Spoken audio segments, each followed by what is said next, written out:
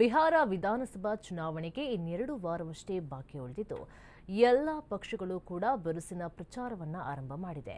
ಈ ನಡುವೆ ಆರ್ಜೆಡಿ ನಾಯಕ ತೇಜಸ್ವಿ ಯಾದವ್ ಮಹಾಗಠಬಂಧನ್ ಮೈತ್ರಿಕೂಟದ ಪರವಾಗಿ ಪ್ರಮುಖ ಚುನಾವಣಾ ಭರವಸೆಯನ್ನು ಪ್ರಕಟಿಸಿದ್ದಾರೆ. ಮಹಾಗಠಬಂಧನ್ ಮೈತ್ರಿಕೂಟ ಅಧಿಕಾರಕ್ಕೆ ಬಂದರೆ ಪಂಚಾಯತ್ ರಾಜ್ ವ್ಯವಸ್ಥೆಯ ಪ್ರತಿನಿಧಿಗಳ ಭತ್ಯೆಯನ್ನು ಡಬಲ್ ಮಾಡುವುದಾಗಿ ಭರವಸೆಯನ್ನು ನೀಡಿದ್ದಾರೆ. ಅಲ್ಲದೆ 3 ಹಂತದ ಪಂಚಾಯತ್ ಪ್ರತಿನಿಧಿಗಳಿಗೆ ಪಿಂಚಣಿ ಯೋಜನೆ ಜಾರಿಗೆ ತರುತ್ತೇವೆ. 50 ಲಕ್ಷ ರೂಪಾಯಿವರೆಗೆ ವಿಮೆ ಸಹ ಒದಗಿಸಲಾಗುವುದು. ಪಿಡಿಎಸ್ ವಿತರಕರಿಗೆ ಗೌರವಧನ ನೀಡಲಾಗುವುದು ಹಾಗೂ ಪ್ರತಿ ಕ್ವಿಂಟಾಲ್ಗೆ ಮಾರ್ಜಿನ್ ಹಣ ಹೆಚ್ಚಿಸಲಾಗುವುದು. ಅಲ್ಲದೆ ಕುಂಬಾರರು, ಕಮ್ಮಾರರು ಮತ್ತು ಬಡಗಿಗಳಂತಹ ಶ್ರಮಜೀವಿಗಳಿಗೆ 5 ಲಕ್ಷ ರೂಪಾಯಿಗಳವರೆಗೆ ಆರ್ಥಿಕ ನೆರವು ನೀಡುವುದಾಗಿ ಘೋಷಣೆಯನ್ನ ಮಾಡಿದರು. 5 ವರ್ಷದಲ್ಲಿ 5 ಲಕ್ಷ ರೂಪಾಯಿ ಏಕಕಾಲಿಕ ನೆರವು, ಸರ್ಕಾರಿ ಉದ್ಯೋಗಿಗಳಿಗೆ ಅನುಕಂಪದ ನೇಮಕಾತಿಗಳಿಗೆ 58 ವರ್ಷ ವಯಸ್ಸಿನ ಮಿತಿ ತೆಗೆದುಹಾಕದಾಗಿಯೂ ಕೂಡ ಭರವಸೆಯನ್ನ ನೀಡಿದ್ದಾರೆ.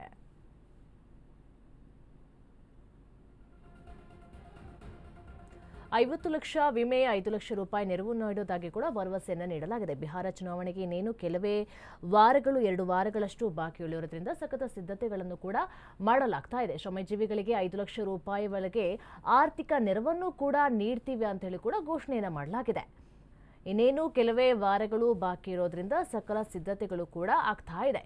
ರಂಗೇರಿದ ಬಿಹಾರ ವಿಧಾನಸಭಾ ಚುನಾವಣೆಯ ಅಖಾಡ ಸಕಲ ಆಶ್ವಾಸನೆಯನ್ನು ಕೂಡ ಕೊಡ್ತಾ ಇದ್ದಾರೆ. ಬಿಹಾರದಲ್ಲಿನ ಬಿರುಸಿನ ಪ್ರಚಾರ ಆರಂಭಿಸಿದ ಆರ್ಜೆಡಿ, ಚುನಾವಣಾ ಭರವಸೆಯನ್ನ ಪ್ರಕಟಿಸಿದಂತಹ ಆರ್ಜೆಡಿ ಪಕ್ಷ ಇನ್ನೇನು ಚುನಾವಣೆ ಹರ್ತಾ ಬರ್ತಾ ಇದೆ. ಹಾಗಾಗಿ ಸಕಲ ಆಶ್ವಾಸನೆಗಳನ್ನು ಕೂಡ ಕೊಡ್ತಾ ಇದ್ದಾರೆ. ಚುನಾವಣೆ ಟೈಮಲ್ಲಿ ಮಾತ್ರ ಎಲ್ಲರೂ ಕೂಡ ಸಕಲ ಆಶ್ವಾಸನೆಗಳನ್ನು ಕೂಡ ಕೊಡ್ತಿದ್ದಾರೆ. ಅವರು ಕೂಡ ಅದೇ ರೀತಿಯಾಗಿ ಮಾಡ್ತಾರಾ ಅಥವಾ ಹೇಳಿದಂಗೆ ನಡ್ಕೊಳ್ತಾರಾ ಅಂತೇಳಿ ಚುನಾವಣೆ ನಂತರ ಯಾವ ಪಕ್ಷ ಬರುತ್ತೆ ಅದಾದ್ಮೇಲೆ ಕಾದು ನೋಡಬೇಕಾಗಿದೆ.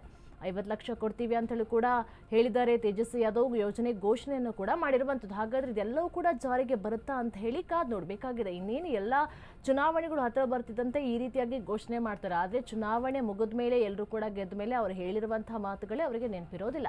ಇನ್ನೇನು ಬಿಹಾರದಲ್ಲಿ ಚುನಾವಣೆ ಹತ್ರ ಬರ್ತಿರೋದ್ರಿಂದ ನಿಮಗೆ ಅದು ಮಾಡ್ತೇವೆ, ಇದು ಮಾಡ್ತೀವಿ, 5 ಲಕ್ಷ ಕೊಡ್ತೇವೆ, 50 ಲಕ್ಷ ಕೊಡ್ತೀವಿ ಅಂತೇಳಿ ಸಾಕಷ್ಟು ಕೂಡ ಘೋಷಣೆಯನ್ನು ಈಗಾಗಲೇ ಮಾಡಿದ್ದಾರೆ. 5 ಲಕ್ಷ ಕೂಡ ನೆರವನ್ನ ನೀಡ್ತೀವಿ ಅಂತ ಹೇಳಿ ಭರವಸೆಯನ್ನು ಕೂಡ ಕೊಟ್ಟಿದ್ದಾರೆ. ಪಂಚಾಯತ್ ಪ್ರತಿನಿಧಿಗಳಿಗೆ ಪಿಂಚಣಿ ಯೋಜನೆಯನ್ನು ಕೂಡ ಜಾರಿಗೆ ಮಾಡ್ತೇವೆ ಅಂತ ಹೇಳಿ ಕೂಡ ಘೋಷಣೆಯನ್ನ ಮಾಡಲಾಗಿದೆ. ಹಾಗಾದ್ರೆ ಎಲ್ಲಾ ಯೋಜನೆಗಳು ಕೂಡ ಜಾರಿ ಮಾಡ್ತಾರಾ, ಹೇಳಿದಂತೆ ನಡೆದುಕೊಳ್ತಾರಾ ಅಂತ ಹೇಳಿ ಇನ್ನೇನು ಕಾದು ನೋಡಬೇಕಾಗಿದೆ.